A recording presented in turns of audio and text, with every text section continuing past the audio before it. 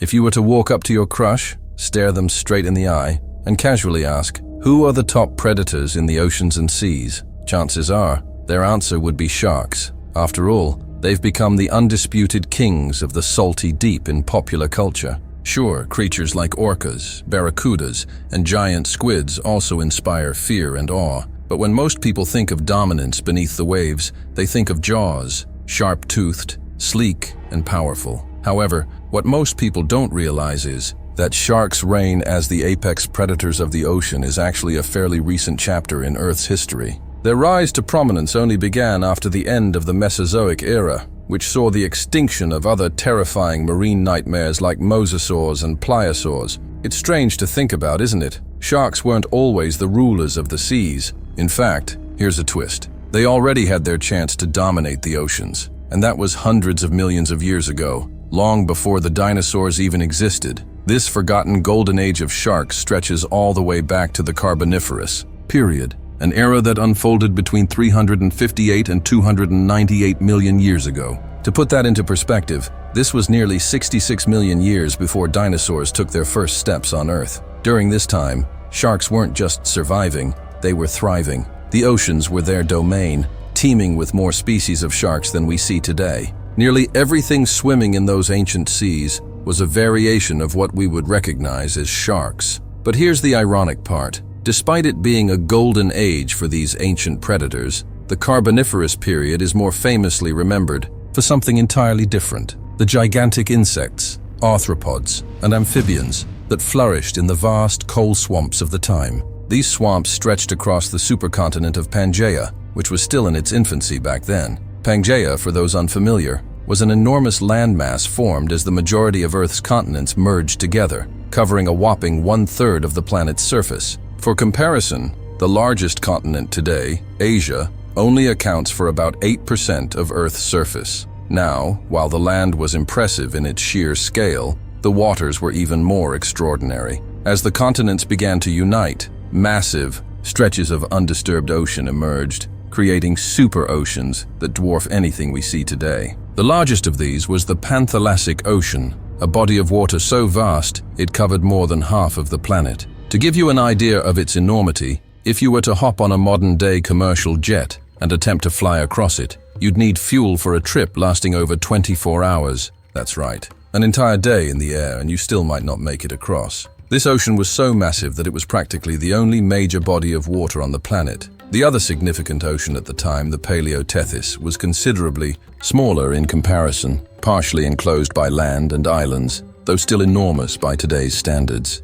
With oceans of such staggering size, just the thought of venturing into their endless expanse would have been enough to give anyone a serious case of thalassophobia, the fear of deep water. But here's the kicker. Our fear of the ocean doesn't come from the water itself. It comes from what's lurking inside it. And during the Carboniferous, the oceans were like nature's laboratory, where evolution was seemingly on overdrive. It was as if the waters were injected with some kind of wild potion, transforming nearly every creature into some variation of a shark. Imagine diving into those ancient oceans. You wouldn't just be swimming with a shark or two, you'd be stepping into their world, where they dominated nearly every level of the marine ecosystem. If you were to take a stroll along the shores of the ancient Carboniferous seas, the water would look less like an ocean and more like an endless swarm of jaws and fins. Sharks weren't just present, they were everywhere. In fact, paleontologists have identified over 45 distinct families of sharks from the Carboniferous period.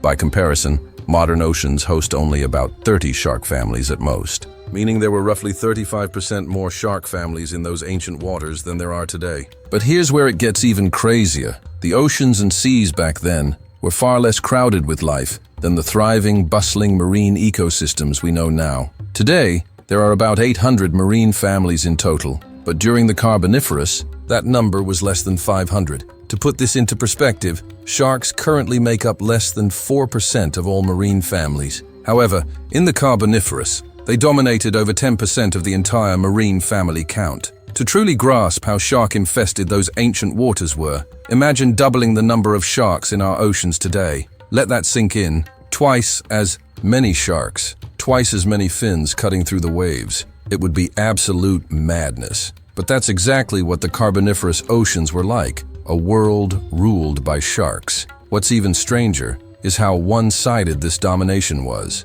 While sharks thrived in the water, the rest of the marine world wasn't experiencing anything remotely similar. Meanwhile, on land, nature was running a completely different experiment with giant insects and arthropods taking over the coal swamps. These creepy crawlies, some of which were large enough to make even the bravest among us squirm, arose thanks to a spike in atmospheric oxygen levels. But their success had nothing to do with what was happening in the oceans. For sharks, their rise to dominance came down to something much simpler: luck. Sometimes nature hands out lottery tickets and sharks hit the jackpot. They had the good fortune of surviving a massive extinction event, the late Devonian die-off, the second of Earth's Big Five mass extinctions. This catastrophic event wiped out approximately 50% of all genera at the time, leaving the oceans in chaos. The placoderms, a group of armored fish that had been the undisputed apex predators, were completely wiped out. Sea scorpions, another terrifying predator, also suffered near total extinction.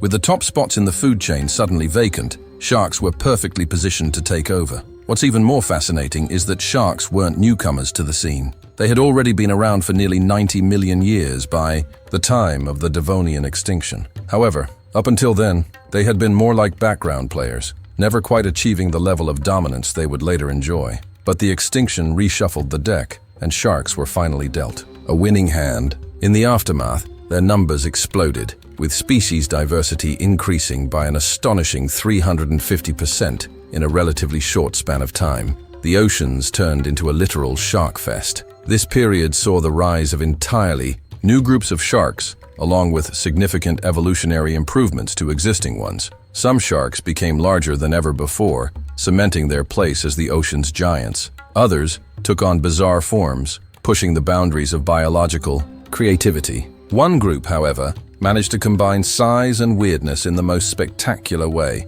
The Eugeneodontida, an extinct order of sharks that left behind some of the most bizarre fossils ever discovered. The Eugeneodontids first appeared during the Serpicovian stage of the Carboniferous, and scientists have identified 32 different genera belonging to this group. They were united by two standout features: unusually long, radially supported pectoral fins, and most famously, their terrifying tooth whorls. These spiral-shaped dental structures, often serrated like a saw, looked like something straight out of a nightmare or a heavy metal album cover. The shapes of these tooth whorls varied widely. Some resembled chainsaws, while others looked like buzzsaws, but all were equally deadly. These unique adaptations made the Eugeneodontids incredibly effective hunters, allowing them to dominate both deep and shallow waters. They weren't just predators, they were apex predators. Among the Eugeneodontids, one species stands out as particularly jaw-dropping: the helicoprion,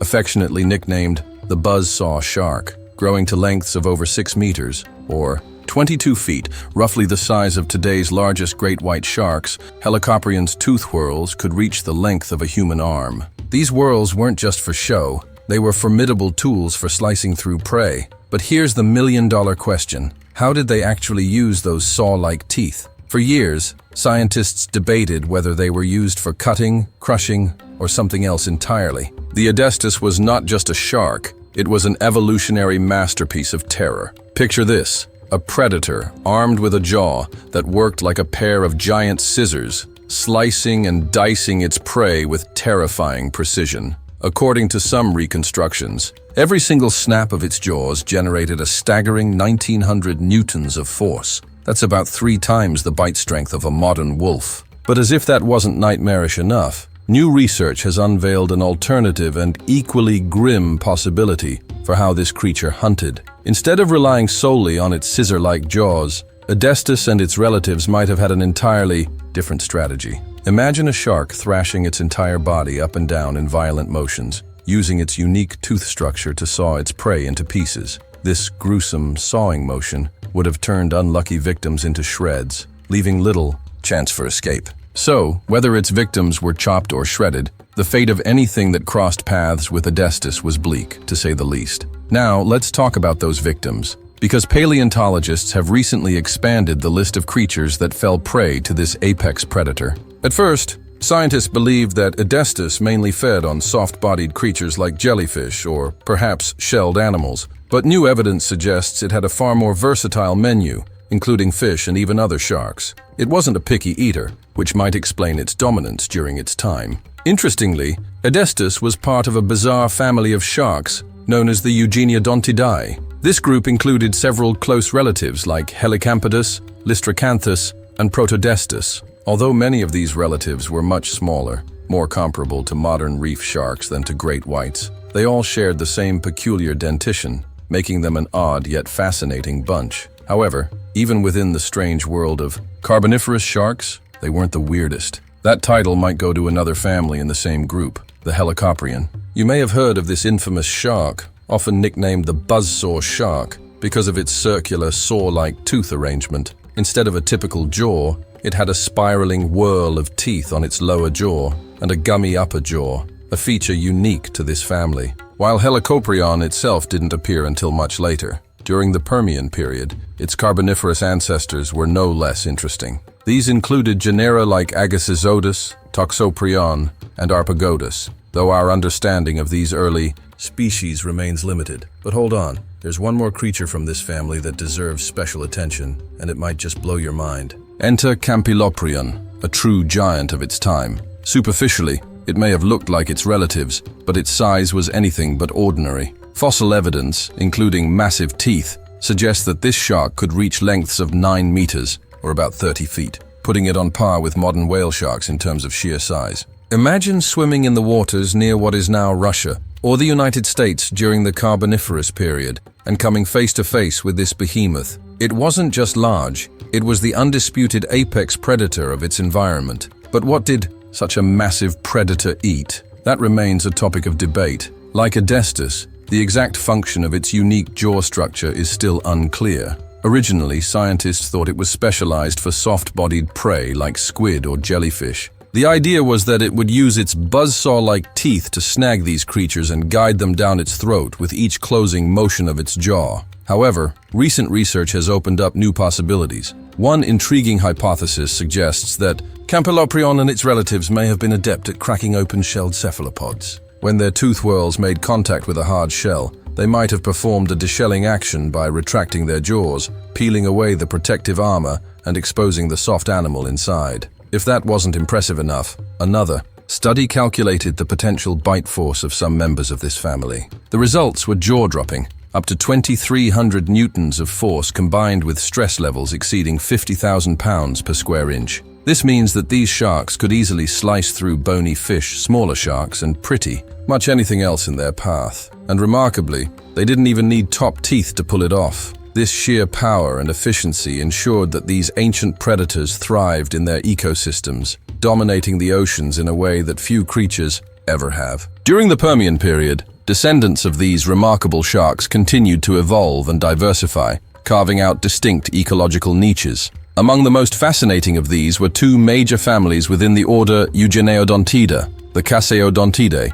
and the Eugeniodontidae. Both families showcase the same circular buzzsaw-like tooth design that their ancestors had pioneered. However, there was one significant difference. Their teeth were not sharp or serrated for slicing prey. Instead, they developed rounded, pavement-like dentition, which suggested a specialized diet. These adaptations indicate that they primarily fed on hard-shelled and exoskeleton-bearing animals, crushing their prey rather than slicing it apart. This shift to a durophagus diet, feeding on shelled organisms, marked an evolutionary strategy tailored to the abundance of such prey in their environment. What these sharks lacked in size, they made up for in sheer oddity. Some, like Ornithoprion, took their eccentricity to another level by evolving bizarre physical features. For instance, this genus developed a comically elongated lower jaw, or rostrum, which extended outward like a spear. Paleontologists speculate that this unique adaptation might have served as a tool for sifting and probing the seafloor,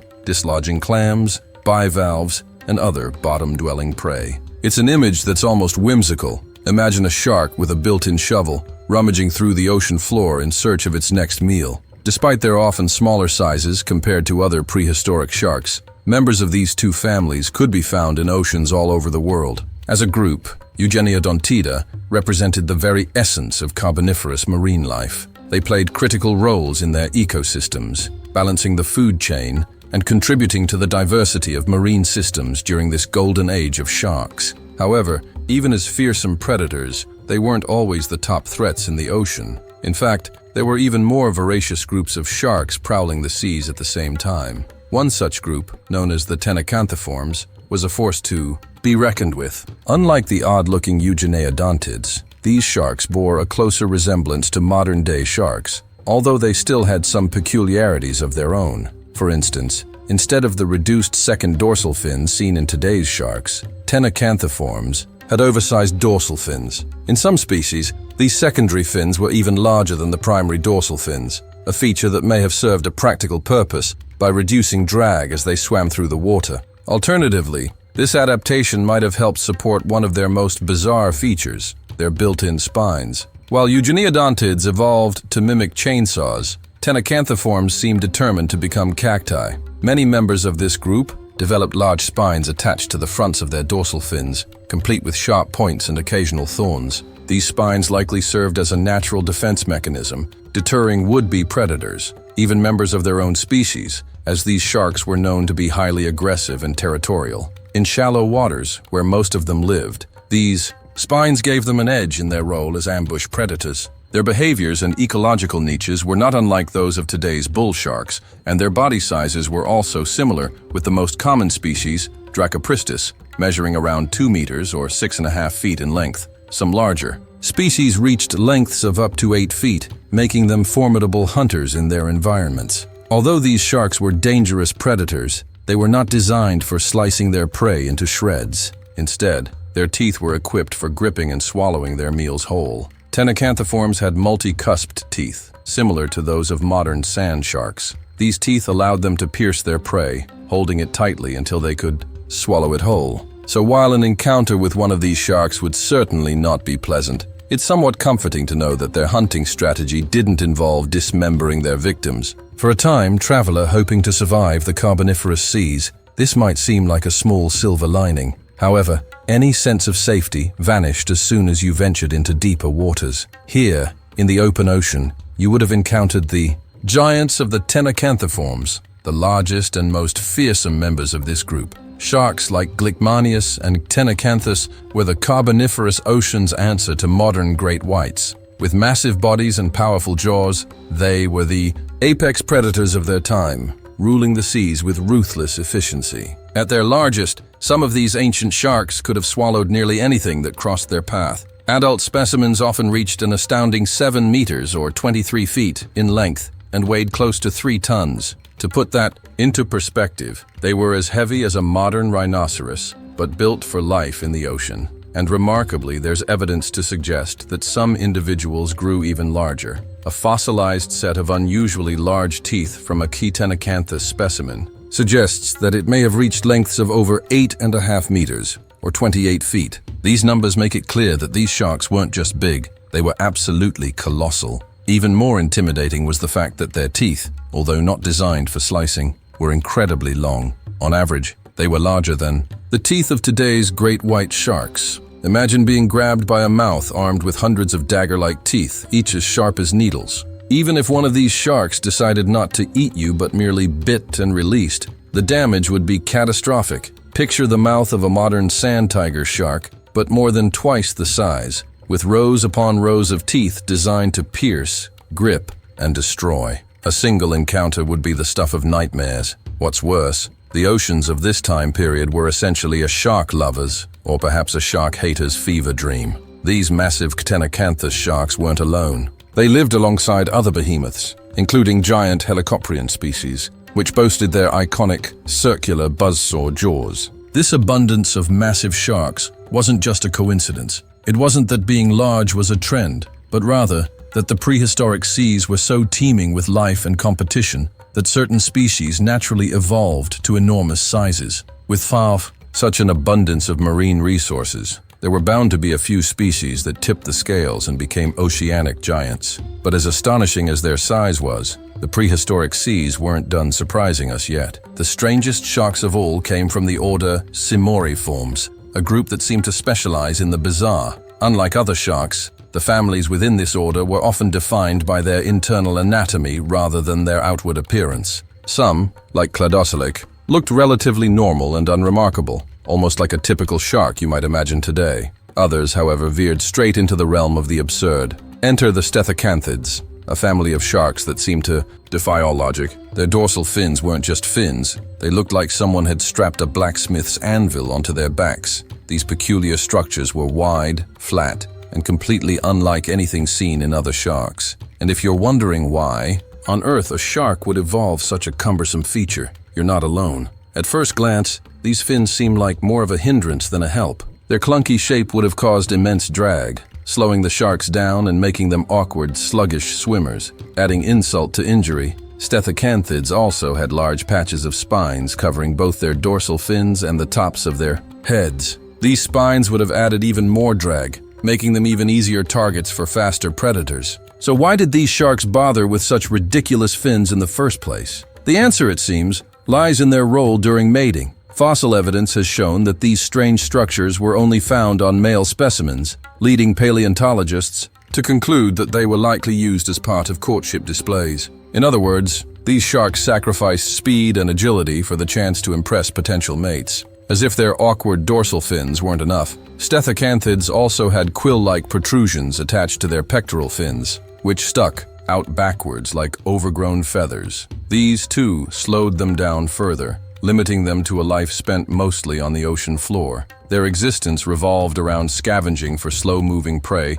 that couldn't outrun even their sluggish pace. And yet, despite all these apparent disadvantages, stethocanthids managed to persist for 50 million years. Fossil evidence of these peculiar sharks has been found on nearly every continent except Antarctica, Africa, and South America. Against all odds, their odd adaptations worked. Closely related to stethocanthids were the falcatus, another family of sharks that also developed unusual dorsal fins, though theirs were less extreme. The fins of falcatus were narrower and lighter, allowing them to retain at least some degree of agility. One of the most well-known members of this family is the tiny falcatus, a shark that barely grew longer than a foot. Like the stethocanthids, only male falcatus sported modified fins, suggesting they too used these features for courtship displays. Despite their diminutive size, these small sharks were well equipped for life in the deep sea. They had large, bulbous eyes perfectly adapted for spotting tiny, fast-moving prey in the dark. Their long, proportionately large tails provided powerful propulsion, making them surprisingly fast swimmers. These sharks were efficient hunters, capable of zipping through the murky depths in search of their next meal. Interestingly, both falcatus and stethocanthids shared similar teeth structures, cusped, conical teeth that closely resembled those of tenacanthiforms. This tooth design, while not ideal for slicing or dicing, was perfect for gripping slippery prey and swallowing it whole. For anyone who might suffer from a fear of sharks, this is hardly comforting, but it's worth noting that these creatures were far more focused on hunting fish and other small marine life than terrorizing larger prey. Of course, not all sharks were so specialized. One particular order, the Hybodontiforms, was the ultimate generalist. These sharks were the jack of all trades when it came to their teeth. Members of this group exhibited a staggering variety of tooth shapes and sizes, each adapted to different feeding strategies. Encountering one of these sharks would have been like spinning a roulette wheel. You never knew exactly what kind of predator you were dealing with. This incredible adaptability allowed Hybodontiforms to thrive in a wide range of habitats and occupy countless ecological niches. The Hybodontiforms, also known simply as Hybodonts, were the Swiss Army knives of the prehistoric ocean, capable of adapting to nearly any situation when it came to hunting. Their teeth were their greatest asset, designed for crushing, tearing, grasping, or slicing through their prey with precision. Whether their diet consisted of shellfish, bony fish, or other marine creatures, these sharks were more than equipped for the job. But their evolutionary advantages didn't end there. Hybodonts also boasted relatively robust bodies, allowing them to withstand powerful strikes and emerge unscathed from fierce underwater battles. This resilience made them effective hunters and formidable adversaries in an ocean filled with competition. While Hybodonts didn't reach the colossal sizes of their more famous relatives, they were still impressively large by modern standards. Many measured around 3 meters or nearly 10 feet in length, about the size of today's tiger sharks. Despite their respectable size, what made them particularly interesting was how they hunted. Hybodonts weren't built for sustained speed. Instead, they were opportunistic predators, relying on sudden bursts of energy to ambush unsuspecting prey. This strategy required precision, patience, and a keen sense of timing, traits that made them stealthy and efficient killers. What's even more fascinating is how this group evolved over time. Although they initially thrived during the so-called golden age of sharks, Hybodonts didn't reach their peak until the Mesozoic era. This was a time when dinosaurs ruled the land. But beneath the waves, Hybodonts were quietly cementing their dominance. They diversified, adapted, and became increasingly successful, carving out niches in a variety of marine ecosystems. While many other shark groups struggled to compete or faded into obscurity, Hybodonts were thriving. However, their most groundbreaking achievement wasn't just about dominating the oceans. They were among the first sharks to infiltrate an entirely new frontier, freshwater. Until this point in evolutionary history, most sharks had been confined to saltwater environments. The idea of a shark swimming through rivers, lakes, or other freshwater systems would have seemed almost unthinkable. But Hybodonts broke that barrier. Fossil evidence shows that they began colonizing freshwater habitats, opening up a world of possibilities for their survival. This was a game changer. With their ability to thrive in both saltwater and freshwater environments, Hybodonts became even more versatile. It meant that whether you were swimming in the ocean, wading through a river, or fishing by a lake, there was always a chance that a Hybodont shark was nearby, lurking beneath the surface. This adaptability gave them a significant evolutionary edge, allowing them to explore new food sources and avoid direct competition with other marine predators. By expanding their territory into freshwater, Hybodonts demonstrated an uncanny ability to exploit untapped resources, further solidifying their place in the prehistoric food chain. They weren't just surviving, they were thriving in ways that other sharks of their time couldn't. And while they were never the largest or fastest sharks, their adaptability and resilience made them one of the most successful groups of their era. Despite their incredible run, the story of the Hybodonts came to an end around 66 million years ago during the mass extinction event that wiped out the dinosaurs. Like so many other species, they couldn't survive the dramatic changes to Earth's climate and ecosystems. But their legacy lives on. Many of the traits that made Hybodonts successful, versatility, adaptability, and a range of specialized teeth, are traits that continue to define modern sharks today. In a way, the Hybodonts represent the best of what sharks can be. They were the ultimate survivors, evolving to overcome challenges and explore new horizons. And while their reign may have ended millions of years ago, their influence can still be seen in the oceans and rivers of today. So, the next time you think about sharks, remember that their story is far more complex and fascinating than you might have imagined. From the oceans to freshwater streams, sharks like the Hybodonts left a lasting mark on the history of life on Earth, a legacy of evolution, survival, and unrelenting adaptability.